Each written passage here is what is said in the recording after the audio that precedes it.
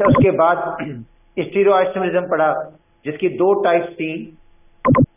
उनमें एक था ज्योमेट्रिकल आइसोमरिज्म और एक है ऑप्टिकल आइसोमरिज्म। तो आज जो हम पढ़ेंगे वो आखिरी इसका पढ़ेंगे, वो है ऑप्टिकल आइसोमरिज्म। देखो, ऑप्टिकल आइसोमरिज्म के अंदर जो कंपाउंड्स होंगे उनका मॉलिक्यूलर फार्मूला सेम होगा, स्ट्रक्चरल फार्मूला सेम होगा, केमिकल प्रॉपर्टी सेम होंगी इसमें, but different behaviour to the light. मगर उन कंपाउंड का जो लाइट से बिहेवियर होगा, जो लाइट से बिहेव करेंगे वो डिफरेंट होगा। इसका मतलब है ऑप्टिकल आइसोमरिज्म में लाइट का जो बिहेवियर होता है वो क्या होता है, डिफरेंट होता है कंपाउंड का। ठीक है, the compounds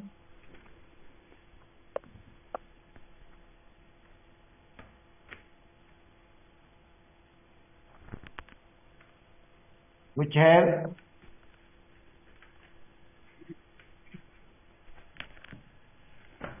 same molecular formula,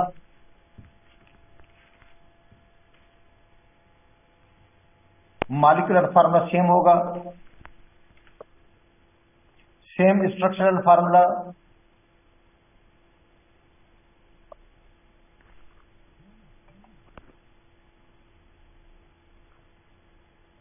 ठीक है, सेम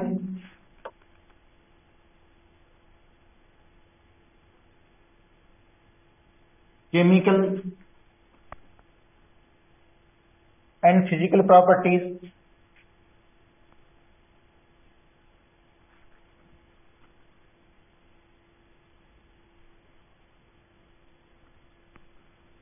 केमिकल प्रॉपर्टी सेम होंगी, फिजिकल भी सेम होंगी, but different behaviour towards light.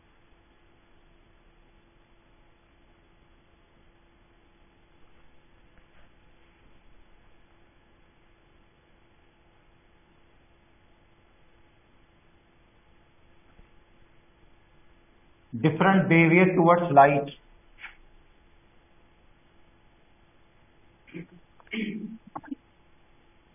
Light से इनका जो बिहेवियर होगा वो डिफरेंट होगा। मतलब ये लाइट को रोटेट करवाएंगे क्लॉकवाइज या एंटी क्लॉकवाइज।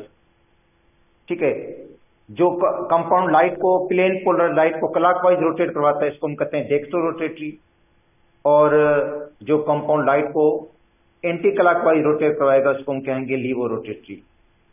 ठीक है,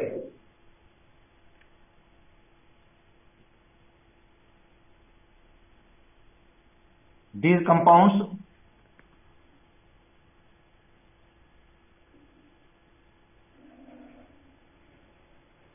rotate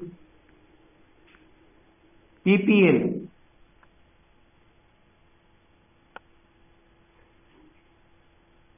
plane polarized light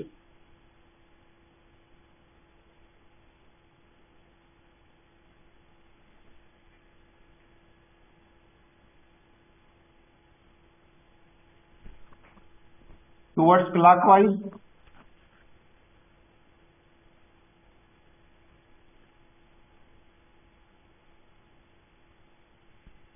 dextrorotatory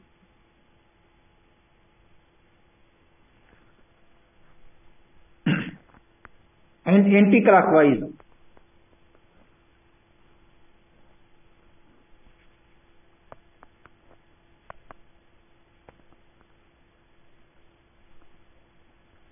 levorotatory। इसका मतलब है ये कंपाउंड या तो लाइट को क्लॉकवाइज रोटेट करवाएंगे या एंटी क्लॉकवाइज रोटेट करवाएंगे। अगर वो क्लॉकवाइज रोटेट करवाते हैं तो वो डेक्स्ट्रो रोटेटरी कहलाएंगे, और जो कंपाउंड लाइट को एंटी क्लॉकवाइज रोटेट करवाएंगे उनको हम क्या कहेंगे, लीवो रोटेटरी। तो एक होते हैं डेक्स्ट्रो रोटेटरी और एक होते हैं लीवो रोटेटरी। अच्छा, अब आते हैं कंडीशंस।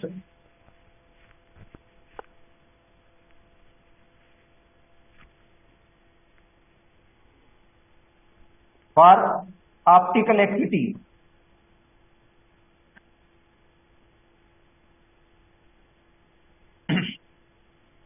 देखो इससे पहले भी हमने कंडीशंस पढ़ी थी किसकी, ज्योमेट्रिकल आइसोमरिज्म के लिए। उन कंडीशन को देखकर हम बता रहे थे कि ये ज्योमेट्रिकल आइसोमेरिज्म शो करेगा, ये शो नहीं करेगा। तो ऑप्टिकल आइसोमेरिज्म जो है उसके लिए भी कुछ कंडीशंस हैं, वो आपको देखनी होंगी। अगर वो कंडीशन पर पूरा उतरता है तो वो कंपाउंड ऑप्टिकली एक्टिव होगा। फिर लाइट प्रोजेक्ट करवाएगा, क्लॉकवाइज प्रवाह या एंटी क्लॉकवाइज, वो तो पता चलेगा पोलरीमीटर के अंदर, क्योंकि पोलरीमीटर जो होता है वो ऑप्टिकल एक्टिविटी को चेक भी करता है और मेजर भी करेगा। वहां से पता चल जाएगा कि लाइट को क्लॉकवाइज रोटेट करवा रहा है या एंटी क्लॉकवाइज। उसके बाद वो खुद आप ऑब्जर्व करेंगे, क्योंकि वो ये प्रैक्टिकल से पता चलता है। प्रैक्टिकली करेंगे, प्रैक्टिकली देखेंगे, आप खुद ऑब्जर्व करेंगे कि वो लाइट को क्लॉकवाइज रोटेट करवा रहा है या एंटी क्लॉकवाइज। अगर क्लॉकवाइज होता है डेक्स्ट्रो है, एंटी क्लॉकवाइज होता है वो लीवो है। मगर पहले तो कंडीशन को देखेंगे for optical activity. Number 1,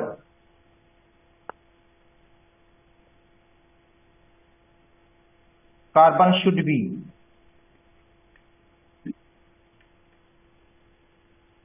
sp3 habit.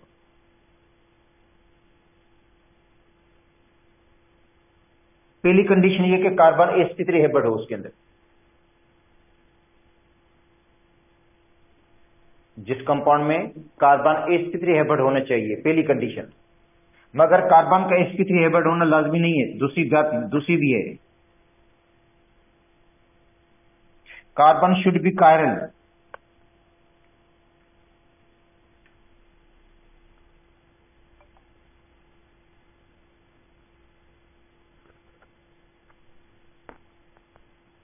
Carbon क्या होना चाहिए? कायरल होना चाहिए, मतलब बॉन्डेड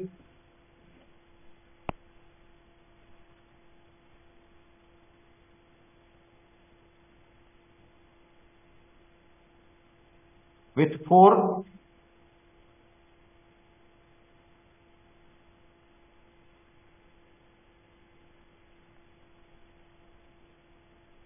different atoms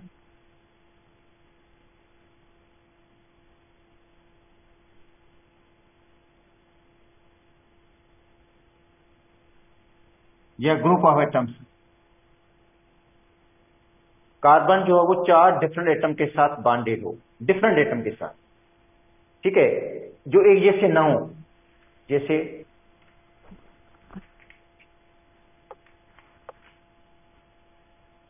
देखो ये है,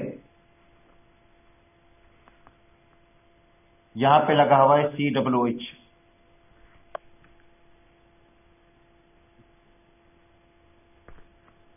यहां पे OH,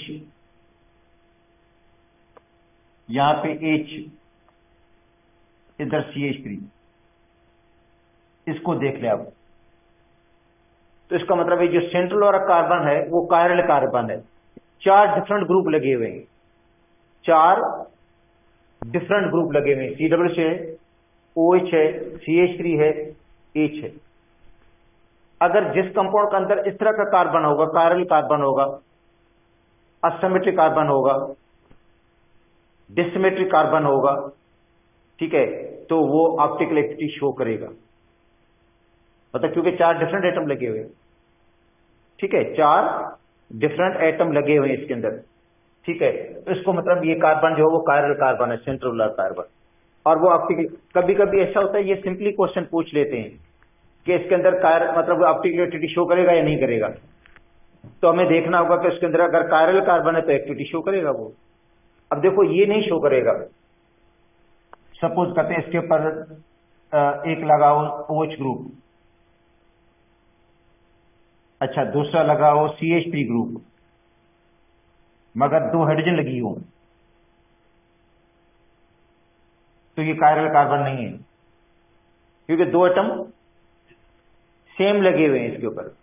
अगर 2 एटम एक जैसे हैं तो समझे वो कायरल कार्बन नहीं है, उसके अंदर असिमेट्रिक कार्बन नहीं है, डिसिमेट्रिक कार्बन नहीं है। तो कार्बन क्या होना चाहिए? असिमेट्रिक हो, ठीक है। कार्बन जो है वो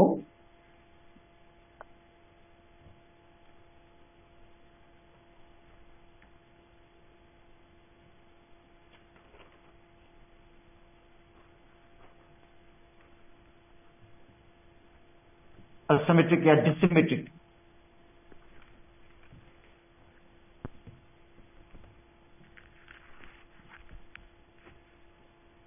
मतलब डिसिमेट्रिक कार्बन हो, no centre of symmetry,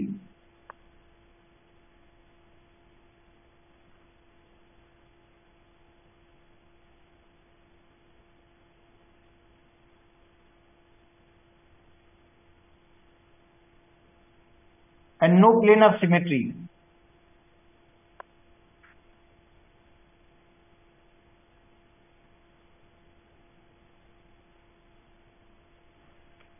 no centre of symmetry, no plane of symmetry, न तो सेंटर ऑफ सिमेट्री न प्लेन ऑफ सिमेट्री हो। अब मैं बता दूं प्लेन ऑफ सिमेट्री क्या होता है, सेंटर ऑफ सिमेट्री क्या होता है। देखो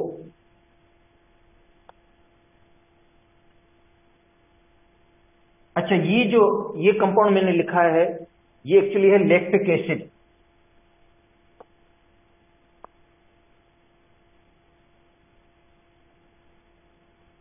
ये बेटा लैक्टिक एसिड है, 1 2 3, 1 2 3, 2 पर हाइड्रोक्सी ग्रुप लगा हुआ है, 2 हाइड्रोक्सी प्रोपेनोइक एसिड।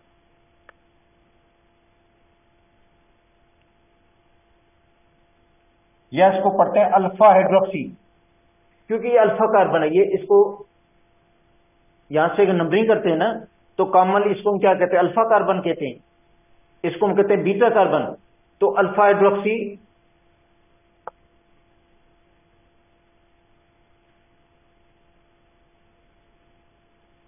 प्रोपायोनिक एसिड,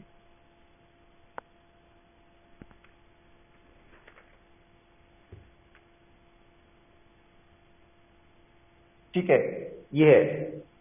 अच्छा, दूसरा होता है टार्टरिक एसिड। टार्टरिक एसिड में क्या होता है, एक होता है मेसो टार्टरिक एसिड, जिसके अंदर प्लेन ऑफ सिमेट्री होता है। देखो ये देखो मेसो टार्टरिक एसिड,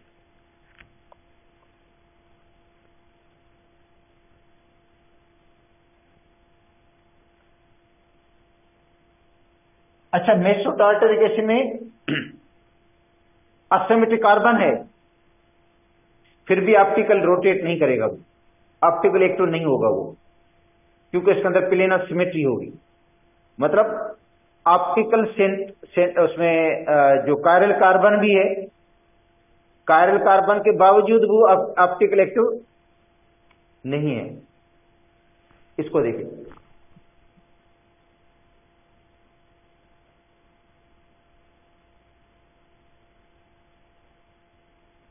ये टार्टरिक एसिड है,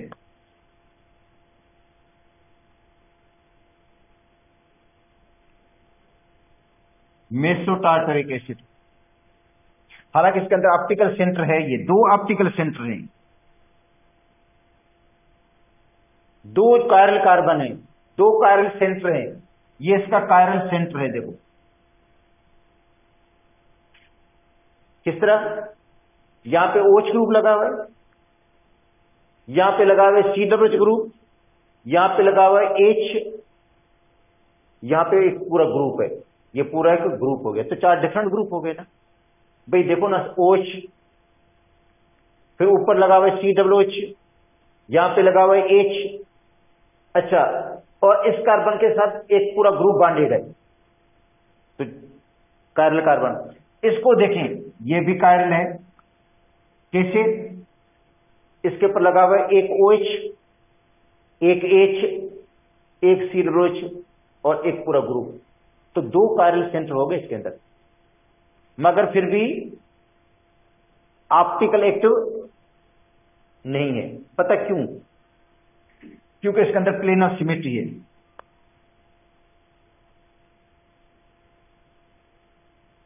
इसको कहते हैं plane of symmetry.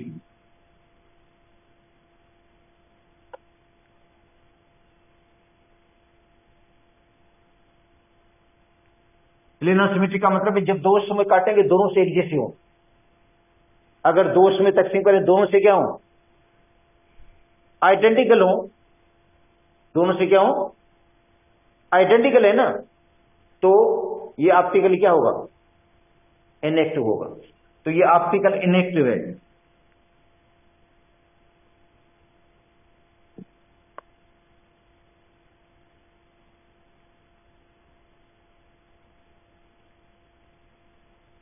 Optical inactive है, ये ऑप्टिकल एक्टिव है, ये वाला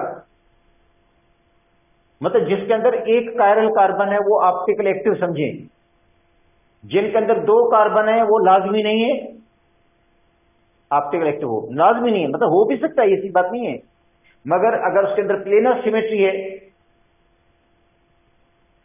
तो क्या होगा, ऑप्टिकल इनएक्टिव होगा due to planar symmetry.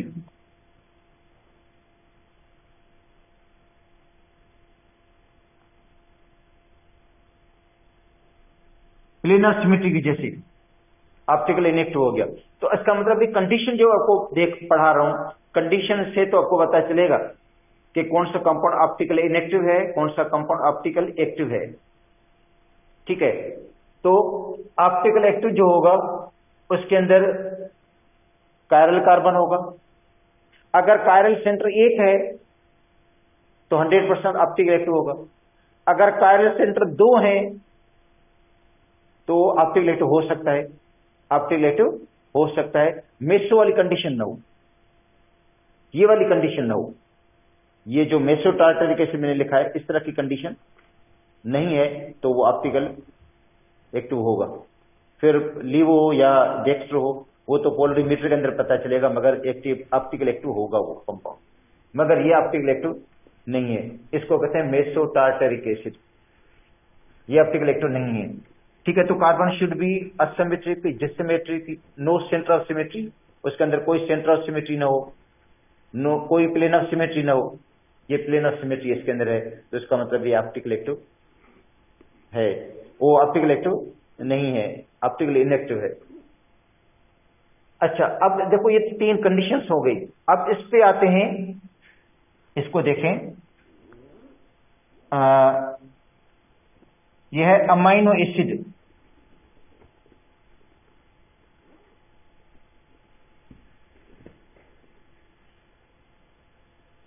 Amino acid, तो अमाइनो एसिड में देखो एक लगा हुआ है अल्काइल ग्रुप, एक लगा हुआ है CH ग्रुप, एक लगा हुआ है NH2, एक लगी हुई हाइड्रोजन।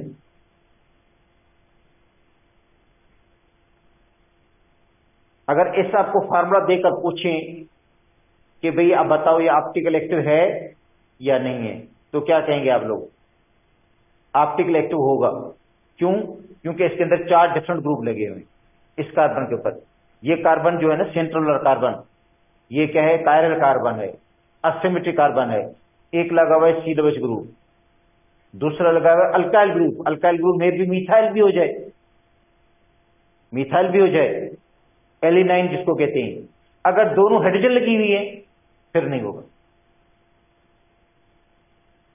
फिर नहीं होगा, एक NH2 ग्रुप लगा हुआ है, तो ये अमाइनो एसिड है, ये ऑप्टिकल एक्टिव होगा क्योंकि अल्काइल ग्रुप यहां पे लगा हुआ है।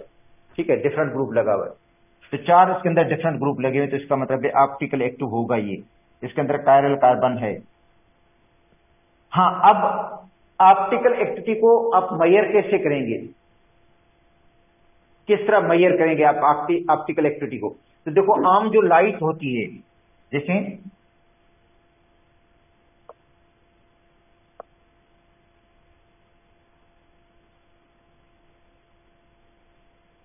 ये sunlight,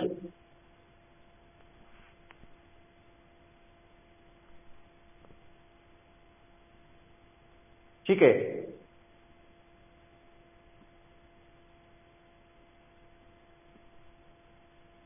compose of electromagnetic radiation, ठीक है, इलेक्ट्रोमैग्नेटिक रेडिएशन है मूविंग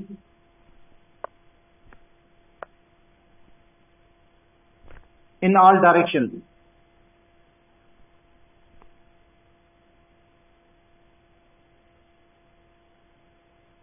तो इलेक्ट्रोमैग्नेटिक रेडिएशन हैं, इलेक्ट्रोमैग्नेटिक रेज हैं जो मूव कर रहे हैं ऑल प्लेन्स पे, ऑल डायरेक्शन बोलूं या ऑल प्लेन्स,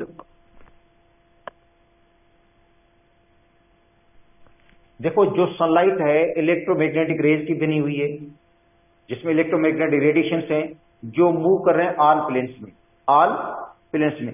ये लाइट हम यूज नहीं करेंगे, इलेक्ट्रोमैग्नेटिक रेज डायरेक्ट यूज नहीं करेंगे हम। अच्छा, तो इलेक्ट्रोमैग्नेटिक जो रेज होंगे उनको पास करेंगे एक पोलराइजर में से।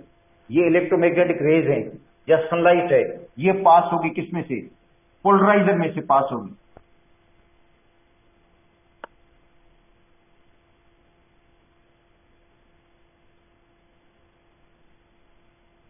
पोलराइजर में से पास होगी। Nicol prism,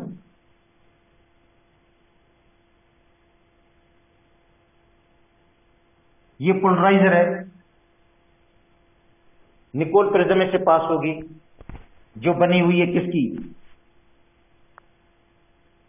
calcium carbonate. अच्छा, तो ये निकोल प्रिज्म क्या करेगी? जो इलेक्ट्रोमैग्नेटिक रेज हैं इनके सारी प्लेन्स की लाइट को कट कर देगी, सिर्फ एक जो प्लेन की लाइट को वो छोड़ देगी, बाकी तो सबको कट कर देगी। देखो इसके अंदर जो इलेक्ट्रोमैग्नेटिक रेज हैं वो पास हो रहे हैं ऑल डायरेक्शन में। देखो इलेक्ट्रोमैग्नेटिक रेज हैं जो पास हो रहे हैं किसमें? ऑल डायरेक्शन में।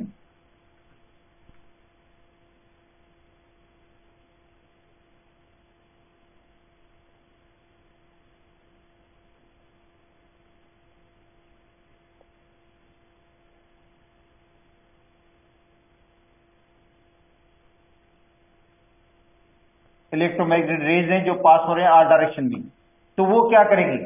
सारी प्लेन्स की लाइट को कट कर देगी, सिर्फ एक प्लेन की लाइट को वो छोड़ देगी जो इसमें से पास होगी। तो एक जिसको हम कहते हैं पीपीएल, सारे प्लेन्स की लाइट कट हो गई,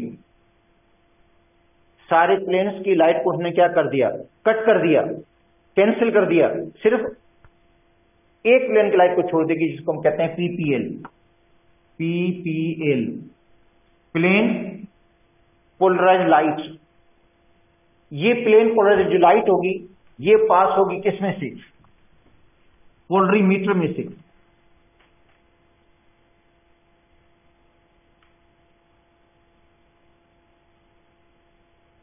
पोलरीमीटर में से पास होगी। अच्छा, ये इंस्ट्रूमेंट है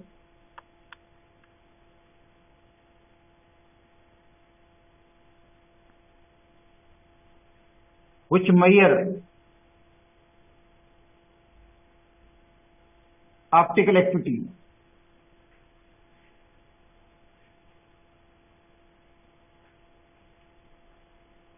ऑप्टिकल एक्टिविटी को मेजर करेगा, चेक भी करेगा और उसको मेजर भी करेगा।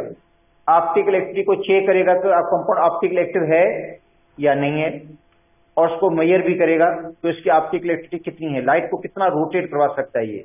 तो देखो ये जो सनलाइट थी जिसके अंदर जो इलेक्ट्रोमैग्नेटिक रेज की बनी हुई जो मूव करे ऑल डायरेक्शन में, ठीक है, उसको हमने पास किया किसमें से? पोलराइजर में से, निकोल प्रिज्म में से। निकोल प्रिज्म किसका बना हुआ है? कैल्शियम कार्बोनेट का। वो क्या करेगा? सारी प्लेन्स की लाइट को कट कर देगा सिवाय एक प्लेन के, एक प्लेन की लाइट को छोड़ देगा वो। अच्छा, वो पीपीएल पास होगी किसमें से? पोलरीमीटर में से। इसके अंदर क्या होगा? सॉल्यूशन होगा।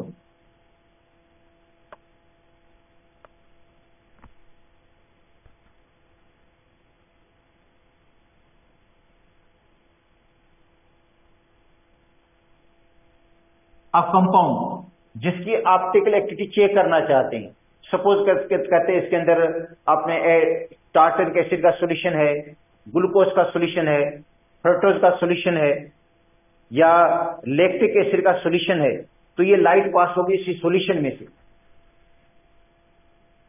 लाइट पास होगी किस में से? जाहिर लाइट पास होगी पोलरीमीटर के अंदर। पोलरीमीटर के अंदर क्या है? सॉल्यूशन है। सॉल्यूशन में से जब लाइट ये पास होगी तो देखो इसका डायरेक्शन ये है ओरिजिनल। पास होने के बाद अगर इसके डायरेक्शन में कोई तब्दीली नहीं आती,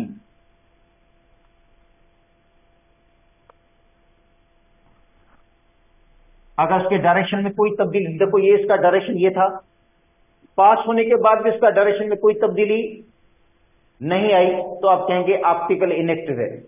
कंपाउंड ऑप्टिकली क्या है? इनएक्टिव है, ना क्लॉकवाइज रोटेट करेगा ना अच्छा, अगर इसका ओरिजिनल डायरेक्शन ये है, ये इसका क्या है, ओरिजिनल डायरेक्शन है इसका, ये देखो इसका डायरेक्शन ओरिजिनल है, ये देखो इसमें कोई फर्क नहीं आया, तो इसका मतलब है ऑप्टिकल इनएक्टिव कहेंगे इस कंपाउंड को। अगर इसके डायरेक्शन में तब्दीली आ गई,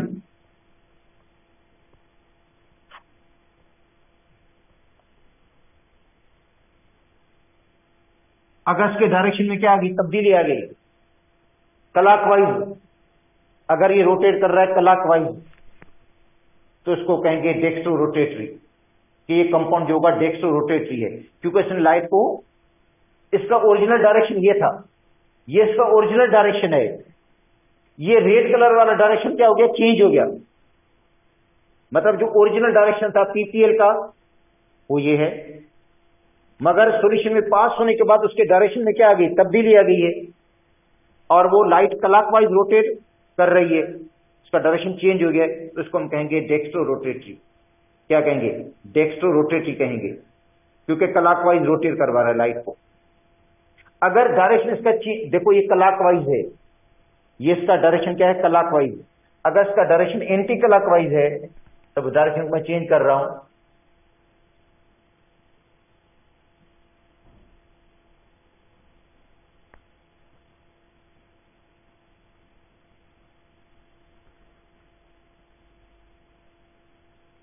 अगर लाइट एंटी क्लॉकवाइज रोटेट कर रही है तो इसको कहेंगे लीवो रोटेटरी।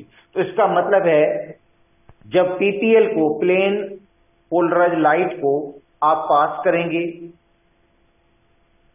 किसमें से, सॉल्यूशन में से, सॉल्यूशन किसका होगा, जिस कंपाउंड की आप ऑप्टिकल एक्टिविटी चेक करना चाहते हो, मेजर करना चाहते हो, उसी सॉल्यूशन में से पास होगी।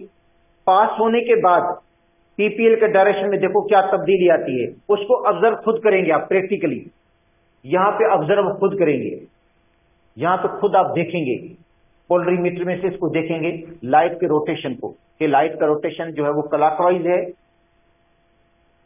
या एंटी क्लॉकवाइज है, या लाइट के रोटेशन में कोई फर्क नहीं आया।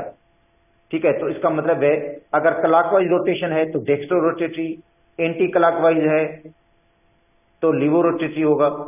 अगर ऑप्टिकल एक्टिव में, सॉरी, जो लाइट के रोटेशन में या लाइट के डायरेक्शन में कोई फर्क नहीं आया तो वो ऑप्टिकली इनएक्टिव होगा। तो तीन कंडीशंस हो सकती हैं, तीन कंडीशंस हो सकती हैं, या तो रोटेट करेगी नहीं लाइट, ऑप्टिकली इनएक्टिव होगा, या रोटेट करेगी तो फिर या तो क्लॉकवाइज होगी या एंटी क्लॉकवाइज होगी।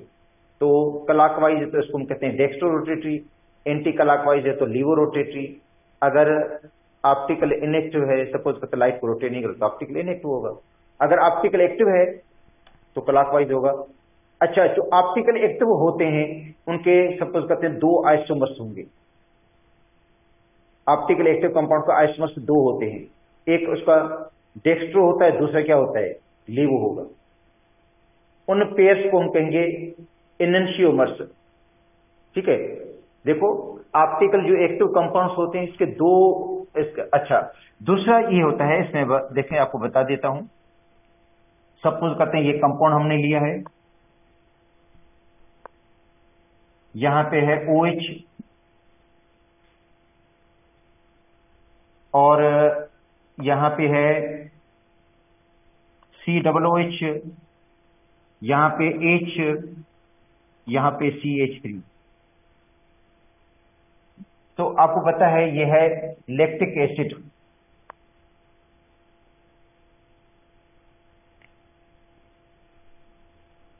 To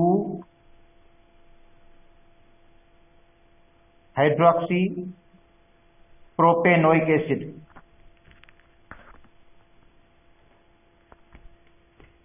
two hydroxy propanoic acid. अब देखो इसके अंदर कायरल कार्बन है, एसिमेट्रिक कार्बन है, तो ये लाइट को रोटेट करवाएगा, क्लॉकवाइज करवाए या एंटी क्लॉकवाइज करवाए। अच्छा, वो कहां से पता चलेगा, पोलरीमीटर से पता चलेगा, क्योंकि ऑप्टिकल एक्टिविटी पोलरीमीटर चेक करता है, पोलरीमीटर चेक करेगा। अगर ये जो है वो पॉजिटिव लैक्टिक एसिड है, पॉजिटिव का मतलब है डेक्स्ट्रो रोटेटरी है, तो इसका जो मिरर इमेज बनेगा,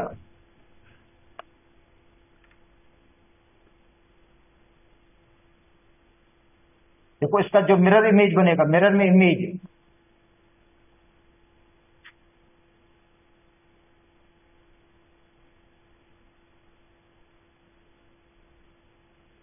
मिरर के अंदर जो इसका इमेज बनेगा, देखो मिरर इमेज का मतलब होता है इसके पास जो है, इसका जो इमेज बनेगा मिरर के अंदर वो इस तरह का होगा।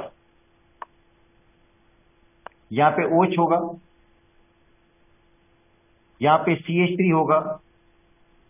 अच्छा अब क्या होगा, मिरर इमेज का मतलब होता है इसके पलट देना, इसको पलटेंगे जब हम तो H जो इस तरफ है वो आपको इस तरह नजर आएगा और COOH आपको यहां ऐसे नजर आएगा। इसका जो मिरर इमेज बनेगा, देखो इसका जो मिरर इमेज बनता है, अगर इसको मिरर में आप देखेंगे या मिरर इमेज बनाएंगे इसका, तो मिरर इमेज जो है इसका इस तरह का बनेगा, ये मिरर इमेज है। अच्छा ये क्या होगा, लीवो रोटेटरी होगा। देखो ये अगर डेक्स्ट्रो रोटेटरी है, इसको कहते हैं प्लस का लैक्टिक एसिड, तो उसको कहेंगे हम माइनस लैक्टिक एसिड। अगर ये माइनस है तो वो क्या हो जाएगा, प्लस हो जाएगा, क्योंकि जो ये पता चलेगा पोलरीमीटर के अंदर। अगर आप सॉल्यूशन आप लेते हो lactic acid plus lactic acid का, तो इसका मतलब वो लाइट को रोटेट करवाएगा क्लॉकवाइज, और जो माइनस लैक्टिक एसिड होगा वो रोटेट करवाएगा एंटी क्लॉकवाइज। ठीक है, तो इसका मतलब ये पता चलेगा पोलरीमीटर में से, ठीक, पोलरीमीटर बताएगा कि ये डेक्स्ट्रो रोटेटरी है या लीवो रोटेटरी है। तो अब देखो इसको हम कहते हैं प्लस लैक्टिक एसिड, तो इसका जो मिरर इमेज बनेगा ये क्या होगा, माइनस का लैक्टिक एसिड होगा, माइनस लैक्टिक एसिड।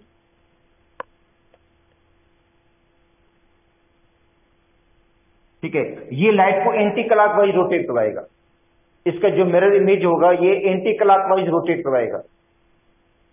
ठीक है, और ये जो है ये क्लॉकवाइज, अगर ये क्लॉकवाइज रोटेट करवाता है तो, अगर ये एंटी क्लॉकवाइज तो ये क्या हो जाएगा, क्लॉकवाइज होगा। इसका मतलब है एक प्लस का होगा, दूसरा क्या होगा, इसका माइनस का होगा। अच्छा इसको कहते हैं इनके जो मिरर इमेजेस हैं ये non super imposable mirror image हो, non super imposable mirror image. देखो नॉन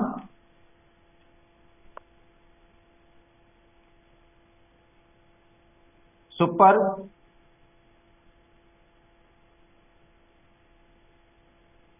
इंपोजेबल मिरर इमेज,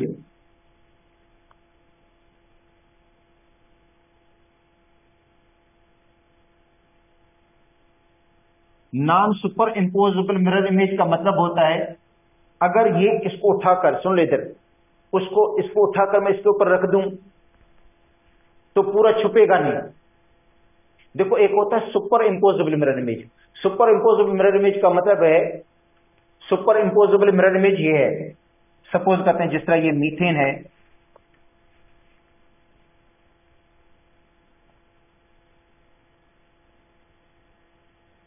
अगर इसका मिरर इमेज बनेगा तो इस तरह का बनेगा।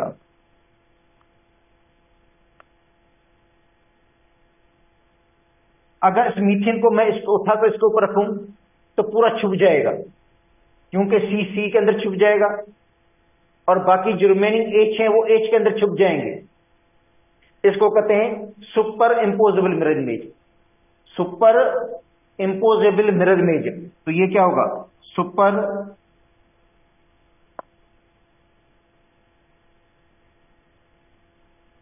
इंपोजेबल मिरर इमेज।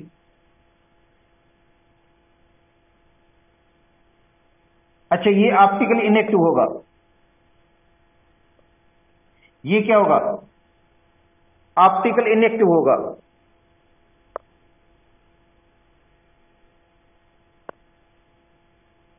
याद कर लो जिसका मिरर इमेज सुपर इंपोजेबल है वो ऑप्टिकल इनएक्टिव होगा। अगर इसको मीथेन को उठाकर इसके ऊपर रख दूं तो ये पूरा छुप जाएगा सी के अंदर, एच के अंदर। मगर इसको अगर मैं इसके ऊपर उठाकर रख दूं तो कंप्लीट छुपेगा नहीं, कंप्लीट छुपेगा नहीं। देखो कैसे, भले सी के अंदर छुप जाए, ठीक है, OH के अंदर छुप जाए, ठीक है, CH3 के अंदर छुप जाए, ये छुप जाएगा। मगर ये जो COOH है ना, COOH यहां पे इसके H के ऊपर आएगा, COOH किसके ऊपर आएगा, तो ये छुपेगा नहीं। और एच के नीचे क्या है, CWH है, ये भी छुपेगा नहीं पूरा। तो ऐसे मिरर इमेज को कहते हैं non super imposable mirror image. Non super imposable mirror image, इसका मतलब है जो ऑप्टिकल आइसोमर्स होते हैं उनका जो मिरर इमेज होता है वो नॉन सुपर इम्पोजेबल होता है। Non super imposable mirror image बनता है उनका, ठीक है। तो ऐसे पेयर्स को हम कहते हैं इनैंशियोमर्स। तो ये ऑप्टिकल आइसोमर्स हैं, ऑप्टिकल क्या है, आइसोमर्स हैं, मगर एक क्लॉकवाइज है, दूसरे क्या है, एंटी क्लॉकवाइज है, ठीक है।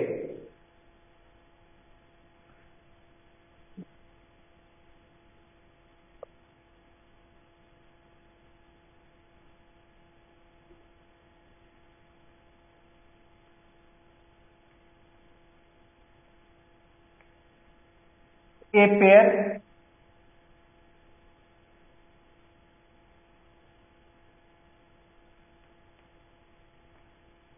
Of optical isomer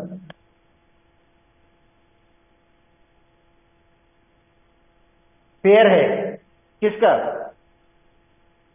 optical isomers का।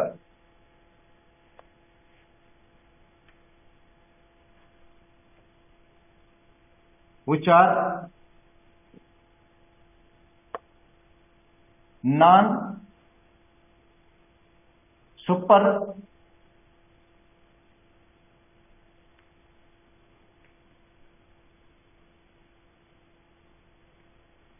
imposable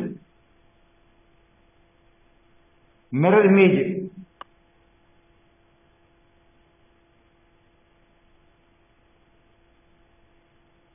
of each other।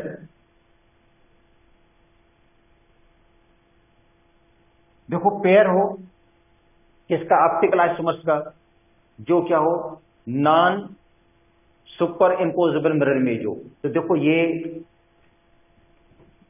ये lactic acid plus lactic acid है, उसका जो मिरर इमेज है वो माइनस लैक्टिक एसिड है, और ये दोनों पेयर जो है वो ऑप्टिकल आइसोमर्स हैं। ये दोनों क्या हैं, ऑप्टिकल आइसोमर्स हैं, मगर एक दूसरे का non super impose mirror images हैं, non super imposable mirror images हैं।